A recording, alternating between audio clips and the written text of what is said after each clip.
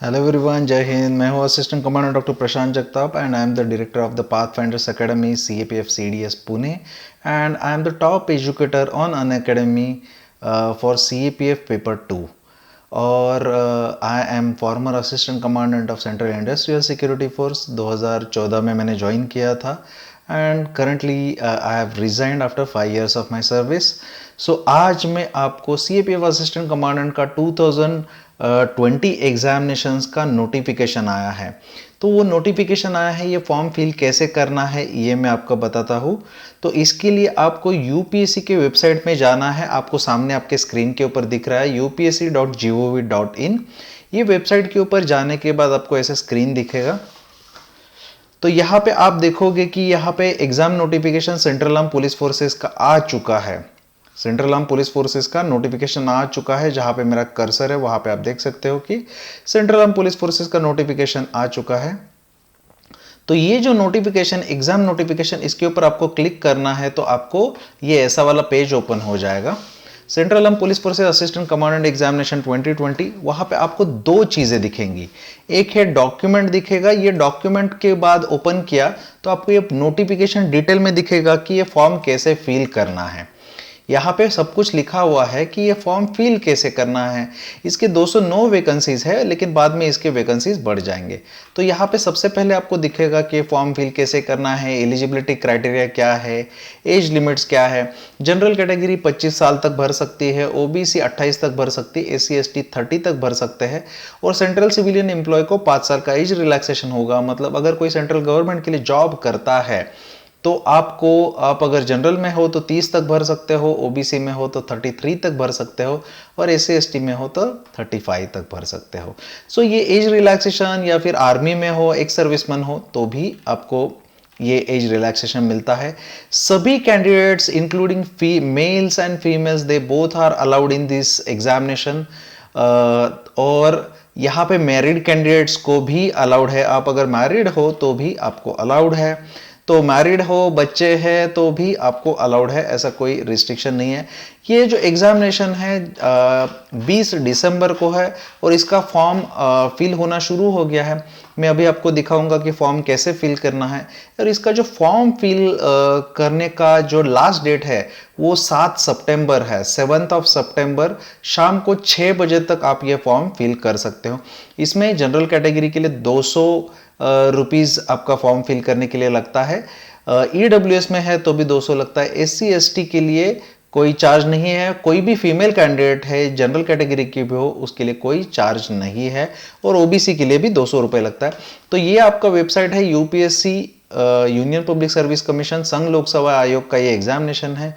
Examination notifications में central arm police forces examination 2020 और यहाँ पे आपको ये लिंक दिया है इसके सामने, ये लिंक में जाना है। ये लिंक भी क्या रहता है, upsc.nic.in, upsc.nic.in। तो वहाँ पे जो एग्जामिनेशंस है आपको ये एग्जामिनेशंस का सब कुछ मिल जाएगा।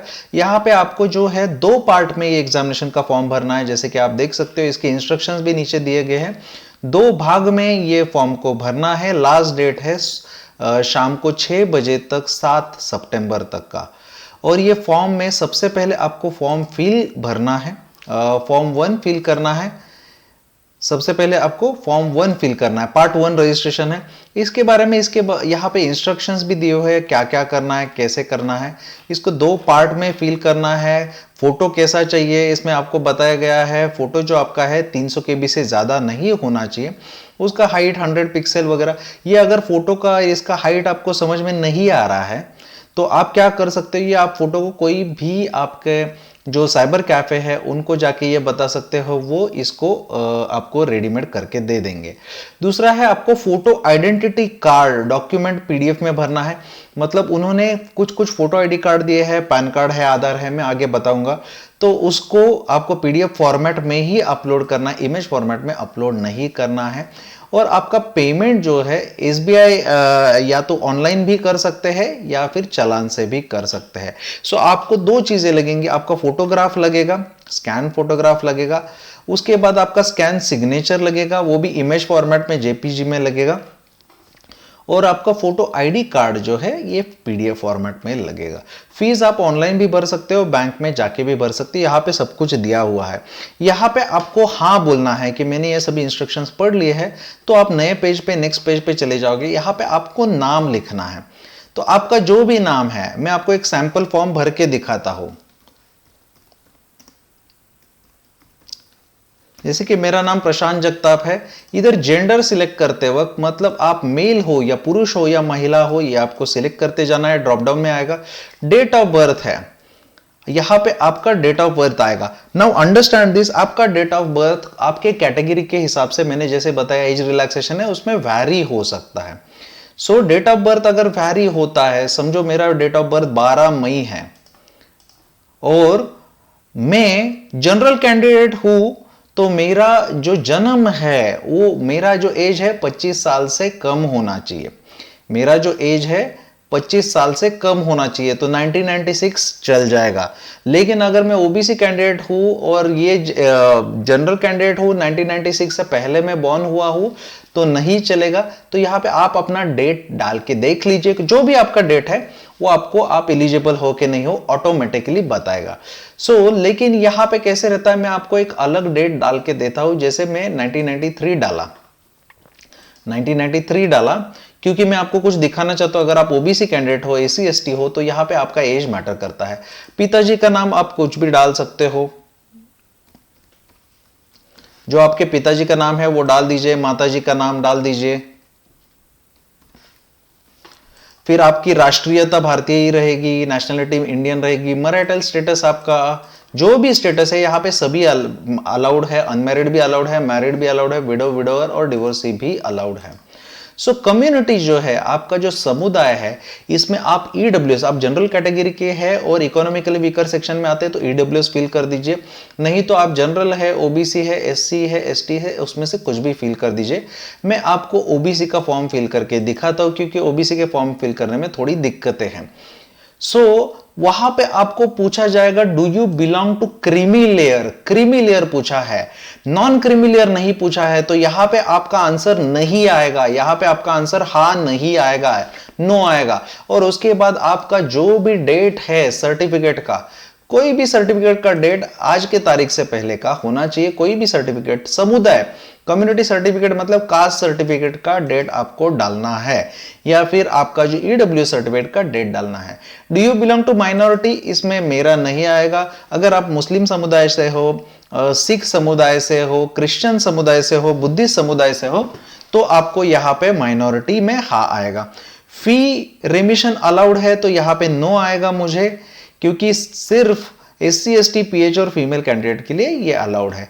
एजुकेशनल क्वालिफिकेशन आप ऑलरेडी, आपके डिग्री हो चुकी है तो ऑलरेडी पास बता देना है। आप अपीयर कर रहे हो, फाइनल ईयर में हो, तो अपीयरिंग बता देना है। आपका यहाँ पे जो भी आपका एड्रेस है, वो आप एड्रेस यहाँ पे आपका डालना है।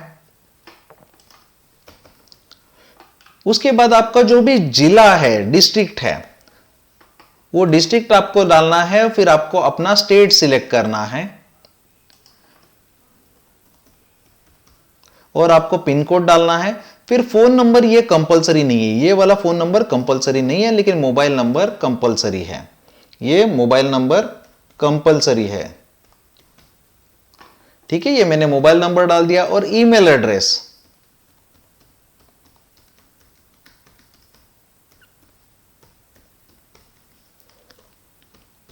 जो भी आपका ईमेल एड्रेस है वो यहां पे फिल कर दीजिए।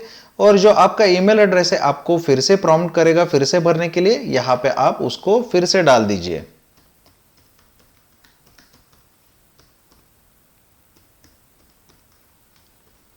ये यहां पे मैंने अपना ईमेल एड्रेस फिर से डाल दिया है। और अल्टरनेटिव ईमेल एड्रेस भी पूछा है, वैकल्पिक, वो कंपलसरी नहीं है। ये करने के बाद आपको कंटिन्यू क्लिक करना पड़ेगा। फिर यहां पे आपको पूछेगा एज रिलैक्सेशन। देखिए मैं 25 साल से ज्यादा हूं, तो यहां पे, और ओबीसी का रिजर्वेशन लेना है, मैं ओबीसी का फॉर्म फिल करके दिखा रहा हूं। यहां पे अगर एज रिलैक्सेशन लेना है तो हमेशा, अगर आप एज में नहीं हो तो एज रिलैक्सेशन में आपको येस बोलना पड़ेगा। और येस बोलने के बाद, मैंने कैटेगरी ओबीसी लिया है, तो यहां पे आपको कैटेगरी के लिए चयन कोड को सिलेक्ट करना है। सो ये कोड को सिलेक्ट करते हो यहां पे आपको 2 मिलेंगे, सिर्फ ओबीसी है तो 3 साल का मिलेगा। अगर एक serviceman central civilian government servant है, सेंट्रल गवर्नमेंट सर्वेंट या एक सर्विसमैन प्लस ओबीसी है तो आपको 8 साल का एज रिलैक्सेशन मिलता है, मतलब 33 तक भर सकते हो। सो अगर आप 30 साल के ऊपर हो, सेंट्रल सिविलियन एम्प्लॉय हो और ओबीसी में हो तो आपको ये कोड नंबर 5 डालना है, आपको ये कोड नंबर 5 डालना है। मैंने 2 डाल दिया तभी जाके ये आगे आ जाएगा। फिर यहां पे आपको फोटो आईडी कार्ड सिलेक्ट करना है, जो भी आपका फोटो आईडी कार्ड होगा वो सिलेक्ट करना है। फोटो आईडी कार्ड का नंबर अपना डाल दीजिए, आधार कार्ड, वोटर आईडी कार्ड। और मीडियम आपको जो पेपर 2 है उसके लिए मीडियम सिलेक्ट करना है, आप हिंदी या इंग्लिश सिलेक्ट कर सकते हो, तो यहां पे आप इंग्लिश मीडियम या हिंदी सिलेक्ट कर सकते हो। एक सर्विसमैन हो तो एक सर्विसमैन लिख दीजिए, नहीं हो तो नहीं लिख दीजिए। क्या आप पिछले साल सिलेक्ट हुए थे तो नहीं कर दीजिए और उसके बाद आपको कंटिन्यू करना है। जब आपको कंटिन्यू करोगे तब जाके आपको यहां पे एक बार फाइनल इसके लिए आ जाएगा, फाइनल इसके लिए आ जाएगा, ठीक है ना, फाइनल इसके लिए आ जाएगा। अभी इसमें मैं क्या करना चाहता हूं, मैं इसमें कुछ चेंजेस करना चाहता हूं, मैं कुछ चेंजेस करना चाहता हूं। जैसे कि मैं आपको दिखा रहा हूं फीमेल करके, ठीक है, फीमेल करके दिखा रहा हूं ताकि फीस भरना नहीं पड़ेगा। सो मैंने कंटिन्यू कर दिया, ठीक है ना, तो कंटिन्यू कर दिया तो मैं आपको पूरा दिखा सकता हूं। सो यहां पे मैंने फॉर्म फिर से भर दिया है, आपको क्लियरली पढ़ना है। एक बार आप कंफर्म हो जाओगे तो आपको ये कैप्चा जो है ये आपको यहां पे भरना है। अगर आपको फॉर्म भरने में कोई भी दिक्कत आता है तो कोई भी नेट कैफे में जाके आप फॉर्म भरवा सकते हो। उसके बाद आपको आई एग्री बोलना है और ओके कर देना है। जब आपने आई एग्री और ओके कर दिया तो मेरा ये फॉर्म सभी जमा हो गया है, तो इसका स्लिप को प्रिंट कर देना है, स्लिप को भी प्रिंट कर देना है इसके बाद, और एप्लीकेशन पार्ट को भी प्रिंट करके आपके पीसी में सेव कर लेना है। या फिर आपके जो नेट कैफे से फॉर्म भरवा रहे हैं उनको बोल देना है मुझे स्लीप और प्रिंट एप्लीकेशन फॉर्म फिर से चाहिए। और फिर यहां से आपको पार्ट 2 रजिस्ट्रेशन के लिए जाना है। यहां से आप कहां जाओगे, पार्ट 2 रजिस्ट्रेशन के लिए चले जाओगे। सो ये जो पार्ट 2 रजिस्ट्रेशन है, यहां पे आपको आपने पार्ट 1 रजिस्ट्रेशन में जो भी आपका ये रजिस्ट्रेशन नंबर है ये आपको यहां पे फिर से डालना पड़ेगा। डेट ऑफ बर्थ जो है आपका, जो मैंने सिलेक्ट किया था मई 12 और जो सिलेक्ट किया था 1993, ये आपको डालना पड़ेगा, ठीक है। जो आपका पहला वाला है वही डालना पड़ेगा, अलग से डाल के आपका फॉर्म आगे जाके एक्सेप्ट नहीं होगा। फिर आपको यहां पे जमा कर देना है, तो आपका यहां पे आपको फोटो स्कैन कर देना है, सिग्नेचर स्कैन कर देना है और आइडेंटिटी कार्ड स्कैन कर देना है। जैसे photo, signature, identity card scan कर देने के बाद आपको अपलोड बोलना है। अपलोड बोलने के बाद आपको उसके बाद आपका सेंटर सिलेक्शन में आपको जाके सेंटर सिलेक्ट करना है और सेंटर सिलेक्ट करके आपको क्या करना है, जब भी सेंटर सिलेक्ट करोगे उसके बाद आपको डिक्लेरेशन साइन करना है, आई एग्री बोल देना है और फाइनल सबमिशन करना है। और उसके बाद फाइनल सबमिशन का आपका प्रिंट लेना है, फाइनल सबमिशन का आपका प्रिंट लेना है। ऐसे आपको फॉर्म भरना है। बीच में अगर आपको फीस होगा तो यहाँ पे पहले फीस भी भरना पड़ेगा, आप ऑनलाइन फीस पे कर सकते हो, ठीक है। इसके बारे में अगर आपको कुछ भी डाउट है फॉर्म भरने के बारे में, कहीं पे भी दिक्कत आता है तो आप मुझे, या डॉक्यूमेंट्स के बारे में डाउट है, कैटेगरी सर्टिफिकेट्स के बारे में डाउट है, एज के बारे में डाउट है, एलिजिबिलिटी के बारे में डाउट है, तो आप मुझे जो स्क्रीन पे आपके जो नंबर है 9867321800 या फिर 7420831018 ये नंबर के ऊपर कॉल कर सकते हो, या फिर आप हमको व्हाट्सएप कर सकते हो।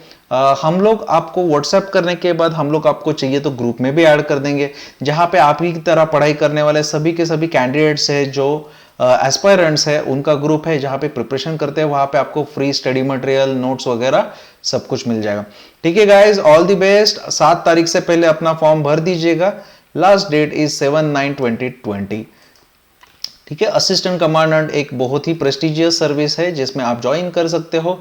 ये सेंटर्स है, इसमें से कोई भी सेंटर आप सिलेक्ट कर सकते हो और आपके ऐसे मतलब निबंध जो है ये कंपोनेंट आप हिंदी में भी लिख सकते हो। और आपका जो पेपर 1 है वो हिंदी और इंग्लिश दोनों में रहता है। पेपर काफी आसान रहता है, इतना मुश्किल नहीं रहता। अगर आप CISF, BSF, ITBP, SSB, CRPF ये वाले फोर्सेस में कमीशन ऑफिसर, गैजेटेड ऑफिसर में आप ज्वाइन करना चाहते हो तो आप इसमें ये एग्जामिनेशंस दे के आप ऑफिसर बनने का अपना सपना पूरा कर सकते हो। Thank you very much. जय हिंद।